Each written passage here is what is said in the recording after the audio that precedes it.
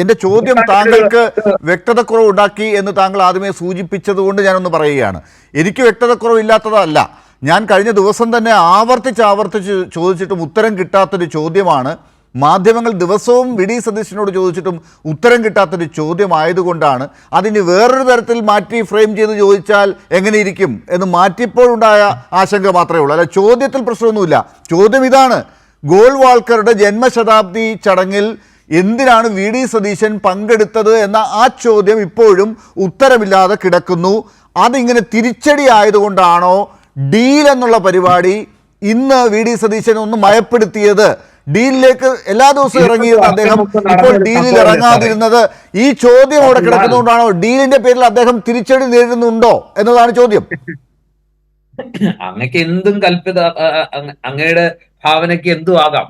പക്ഷെ ഇത് എത്രയോ കാലം മുമ്പ് നടന്നൊരു സംഭവമാണ്. വേറെ ഒന്നും പറയാനില്ലാത്തത് കൊണ്ട് എത്രയോ ചടങ്ങുകളിൽ എത്രയോ പേര് പങ്കെടുക്കുന്നു.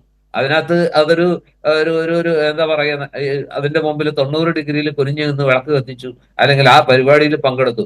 ഇത്തരം ചർച്ചകളിൽ ഒരു രാഷ്ട്രീയ പാർട്ടി ഒരു സംവാദം സംഘടിപ്പിക്കുമ്പോൾ, അല്ലെങ്കിൽ ഒരു സെമിനാർ സംഘടിപ്പിക്കുമ്പോൾ, ഈ പറയുന്ന പോലെ പല പാർട്ടികളിൽപ്പെട്ട പ്രതിനിധികൾ ആ സെമിനാറിലൊക്കെ പങ്കെടുക്കാറുണ്ട്. ഇപ്പൊ കോൺഗ്രസ്സുകാർ CPM-ന്റെ സെമിനാറുകളിലും, കോൺഗ്രസ് സെമിനാറുകളിലും, CPM-കാരും അല്ലാത്ത സെമിനാറുകളിലും സംവാദങ്ങളിലും ഒക്കെ പങ്കെടുക്കാറില്ലേ? ഇപ്പോ നമ്മുടെ എറണാകുളത്ത് നിന്നുള്ള പ്രൊഫസർ കെ വി തോമസിന്റെ പാർട്ടിന്റെ ഇതിൽ പങ്കെടുത്തിട്ടില്ല. ഒരു നിലയ്ക്കും യോജിക്കാൻ കഴിയാത്ത, നിയമസഭയിൽ ബജറ്റ് അവതരിപ്പിക്കാൻ പോലും കൊള്ളില്ല എന്ന് നിങ്ങൾ വിധിച്ച കെ.എം. മാണി സാറിനെ നിങ്ങൾ എത്ര സമ്മേളനങ്ങളിൽ അതിഥിയായിട്ട് ക്ഷണിച്ചിട്ടുണ്ട് നിങ്ങളുടെ സെമിനാറുകളിൽ?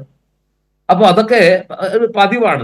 പക്ഷെ അതിൽ നിന്ന് വ്യത്യസ്തമാണ് ഇക്കാര്യം എന്നുള്ളതാണല്ലോ ഇപ്പോൾ ഉയരുന്ന ആരോപണം. അതിനാണ് ഉത്തരം വി.ഡി. സതീശൻ ഇതുവരെ പറയാത്തത്.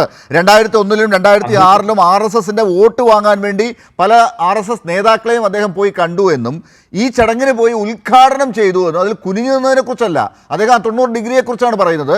പക്ഷേ ആ